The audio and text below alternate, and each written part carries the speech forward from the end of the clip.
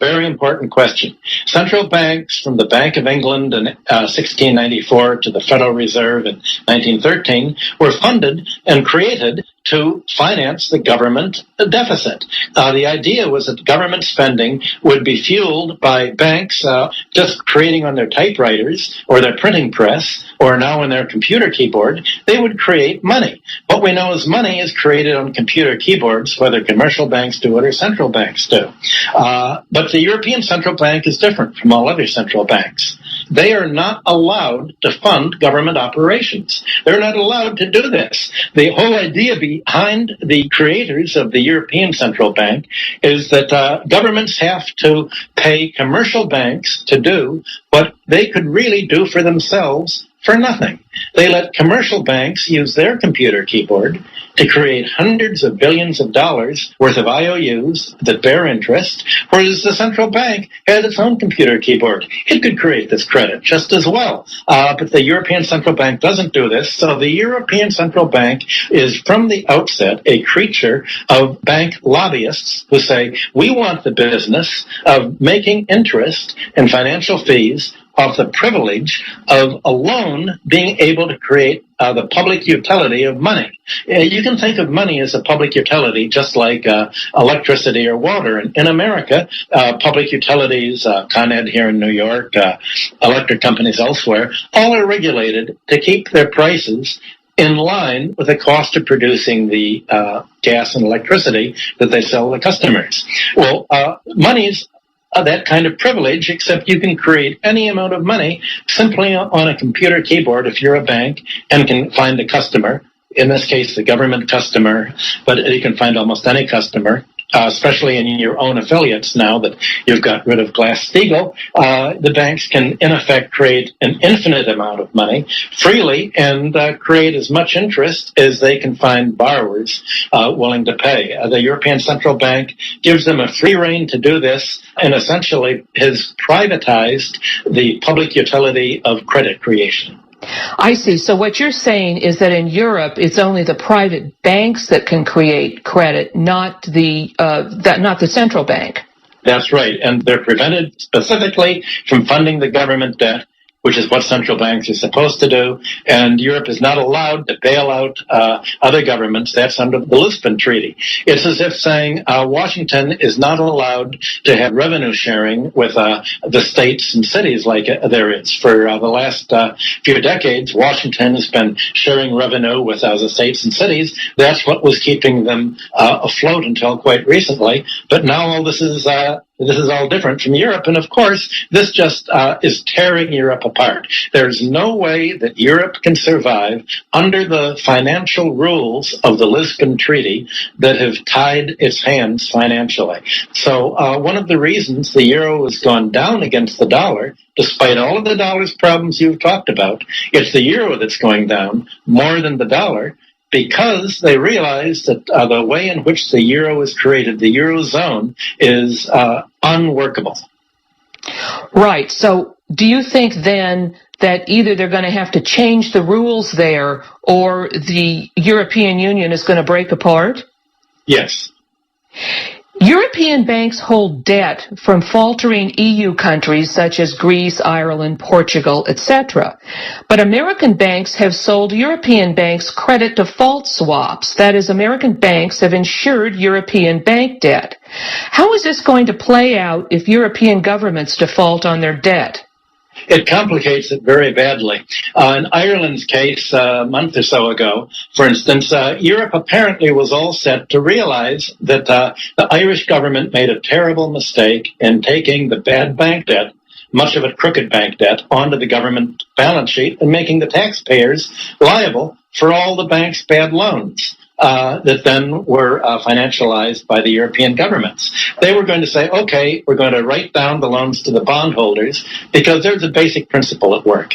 A debt that can't be paid won't be. Well, all of a sudden, it was rumored that Tim Geithner, the U.S. Treasury Secretary, told the Europeans, wait a minute, you can't make the banks take a loss because Wall Street has already taken a huge gamble on your horse race. We've placed big bets that these governments are going to pay. There won't be a debt write-down, so you have to keep Irish labor on the hook.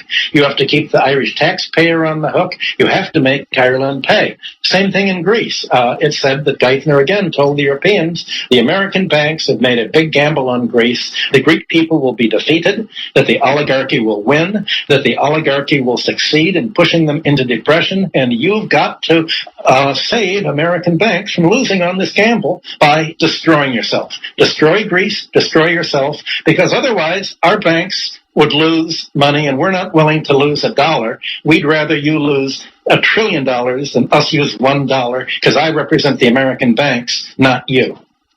So one can say, shame on Mr. Obama for putting a Treasury Secretary that has such a dysfunctional, almost sociopathic personality and psychology to be willing to do this. Europe's response is to say, who put Mr. Geithner in power over the European government, impoverishing us? Who put the American Treasury in a position to demand that we go into depression? When I was in Norway, one of the Norwegian politicians sat next to me at a dinner and said, there's one good thing that President Obama has done that we never anticipated in Europe. He's shown the Europeans that we can never depend upon America again. There's no president, no matter how good he sounds, no matter what he promises, we're never again going to believe the patter talk of an American president. Mr. Obama has cured us. He has turned out to be our nightmare. Our problem is what to do about the American people that don't realize this nightmare that they've created, this smooth-talking American Tony Blair in the White House. What is your assessment of the new head of the IMF, Christine Lagarde? She made her reputation as a corporate lawyer, lobbying against labor unions and working on how the corporations could keep down labor, worsen workplace positions. She made her reputation fighting against labor. So she's in the right position. That's the IMF's what it's selling. The IMF's product is austerity. The IMF's product is poverty. She's the perfect person to impose poverty. She's anti-labor. She's opportunistic. She supports the banks. She supports the IMF philosophy. She's probably the best person to lead the worst organization in the world. You describe a class war of banks against all the rest of society, which cuts across the notion of left or right in political terms. Could you elaborate on that a little bit? This is probably the hardest issue to get across, because finance really isn't a class. Surprisingly enough, the first discussion of this came in the 1970s and 80s in Russia.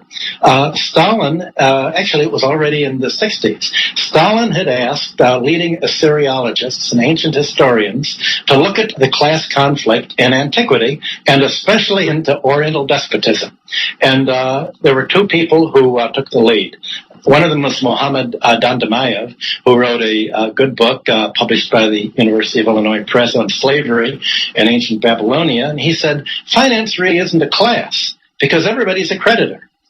In America, employees save money. They have Social Security. Everybody is a creditor to somebody, as well as being a debtor, and the financial classes are debtors. So it's not really a class. He said it's a legal estate. And if you look at all of the discussions in the 19th century about class warfare, it was always, what was the class? The class was the owner of capital, or the people that they hired. It was labor and industrial capital. Those were the two classes. There was also a landowning class, rentiers, but nobody ever thought of finance as being a class of people. Bankers were supposed to be intermediaries. They were supposed to provide credit for the wheels of commerce, but most people thought of wealth as being land or stock ownership or securities. They didn't think of finance as being a class. So I use the term very loosely, not in the classical meaning of the word class, but there's a financial dynamic of compound interest, financial dynamic of banks banks and the financial sector getting the rest of society into debt that now can be created on a computer keyboard without limit, and then essentially getting rich by pushing the rest of society into debt up to the point where the entire economic surplus